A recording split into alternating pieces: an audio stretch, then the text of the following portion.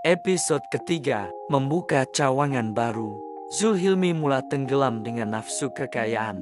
Dia mula berasa dia mempunyai kuasa dunia dengan hanya menggunakan uang. Sesiapa sahaja yang dibayar akan menuruti semua arahannya. Dia boleh membeli sesiapa sahaja termasuk perempuan. Dari situ Zulhilmi kerap ke pusat hiburan dan jarang menghabiskan masa di rumah bersama istri dan keluarganya dengan alasan sibuk bekerja. Mewarisi sikap bapaknya dahulu yang selalu menghilang dari rumah.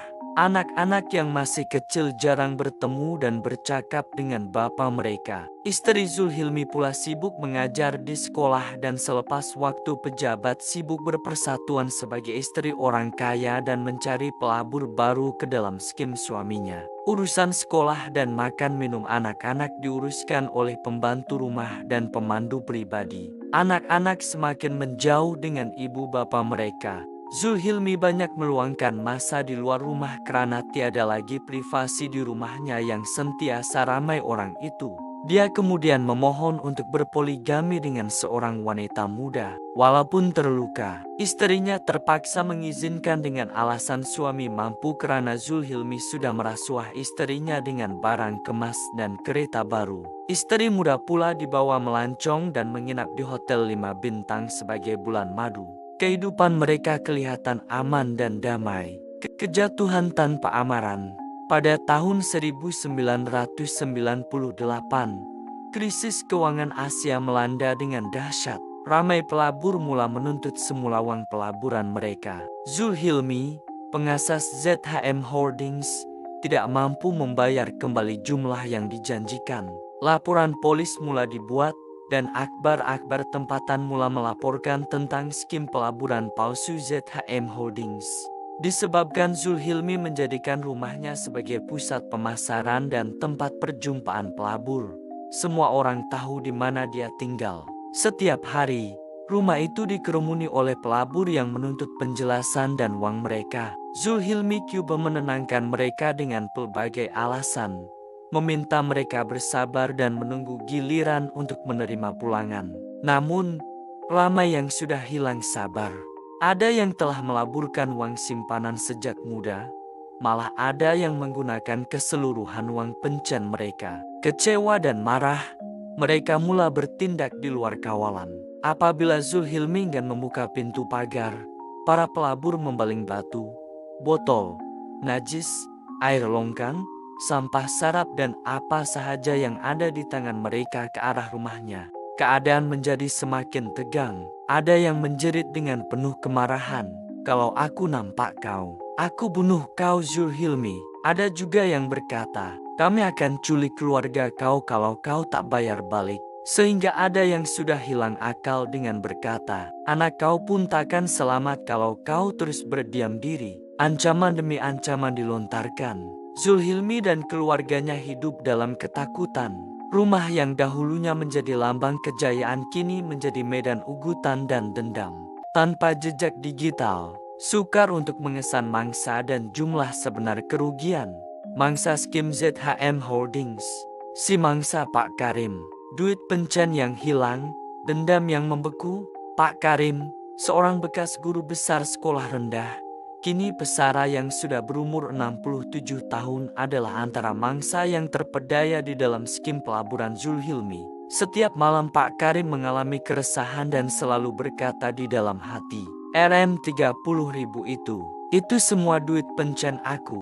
Hasil titik peluh mengajar anak orang selama 35 tahun. Aku tak pernah minta lebih, cukup makan, cukup pakai." Tapi bila Zulhilmi datang dengan kereta besar, pakaian mahal, dan kata-kata manis, "Aku percaya, aku pikir, mungkin ini rezeki tua aku, boleh bantu anak-anak, boleh baiki rumah, boleh tunaikan haji." Suasana rumah kayu Pak Karim kini ujur, atap bocor, dinding reput dimakan anai-anai. Dulu dia bercadang nak baiki semuanya selepas dapat pulangan pelaburan. Tapi duit itu lesap. Kini, setiap kali hujan turun, dia dan istrinya akan bergegas letak bauri di ruang tamu. Anak-anaknya yang bekerja di bandar tidak mampu bantu banyak. Mereka juga terkesan ada yang turut melabur dalam skim Zulhilmi. Seorang anaknya, Azman, terpaksa menangguhkan perkawinan karena uang hantaran sudah hangus. Selepas kehilangan uang pencannya, setiap pagi Pak Karim akan ke warung, bukan untuk minum kopi, tetapi untuk menjual kuih-mui buatan istrinya. Dia malu, tapi tiada pilihan. Dulu aku guru besar, sekarang jual kari pap, katanya kepada seorang pelanggan yang tidak dikenali. Tapi dia tetap senyum, walau hatinya luka. Istrinya pula mengalami kemurungan. Dia jarang bercakap, sering termenung di dapur. Kadang-kadang, dia menangis tanpa sebab. Kalau duit itu ada, kita dah boleh pergi umrah. Bang, katanya perlahan suatu malam. Setiap kali nama Zulhilmi disebut, dada Pak Karim bergetar. Aku takkan maafkan dia, sampai mati pun tidak, katanya kepada seorang jiran. Tapi dalam diam, dia sering mendoakan agar Zulhilmi sadar dan bertaubat. Kalau dia datang minta maaf, aku tak tahu hati aku boleh terima atau tidak. Tapi aku tahu, dendam nih buat aku sakit. Pada suatu malam, Pak Karim duduk di beranda rumahnya, memandang langit.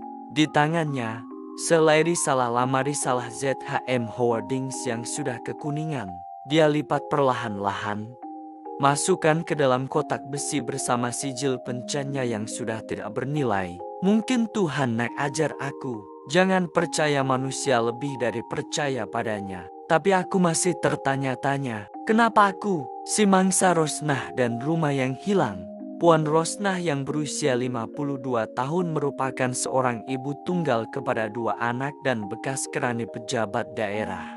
Puan Rosnah telah membesarkan 2 anaknya sendirian sejak suaminya meninggal dunia akibat kemalangan jalan raya. Dia bekerja sebagai kerani selama lebih 20 tahun, menyimpan sedikit demi sedikit untuk masa depan anak-anak. Impiannya mudah, mau melihat anak sulungnya masuk universiti dan anak bongsunya menjadi juru rawat.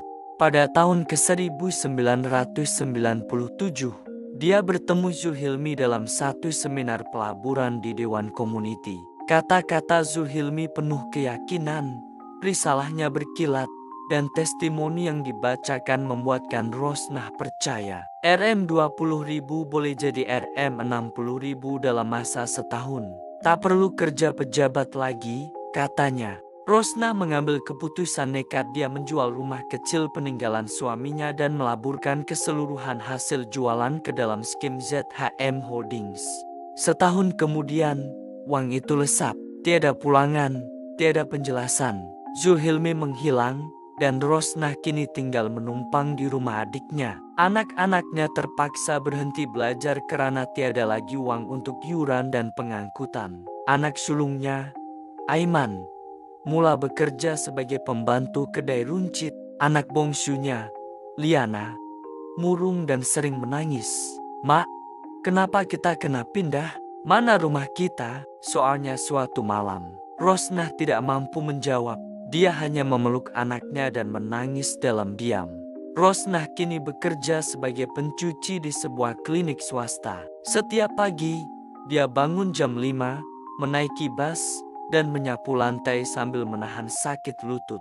Gaji Rm900 sebulan cukup untuk makan dan sewa bilik kecil. Dia tidak lagi bercakap banyak. Di klinik, dia dikenali sebagai Karos yang pendiam dan tidak pernah senyum. Di rumah, dia jarang berbual dengan anak-anak. Trauma kehilangan rumah dan masa depan membuatkan dia hilang semangat. Setiap kali nama Zulhilmi disebut, Rosnah menggenggam tangan. Kalau aku jumpa dia, aku tak tahu apa aku akan buat, katanya kepada seorang rakan sekerja. Tapi dalam hati, dia tahu dendam itu tidak akan membawa rumahnya kembali. Pada suatu malam, dia menulis surat kepada anak-anaknya. Maafkan Mak, Mak cuma nak kita hidup senang. Tapi Mak silap, jangan percaya orang yang jual janji.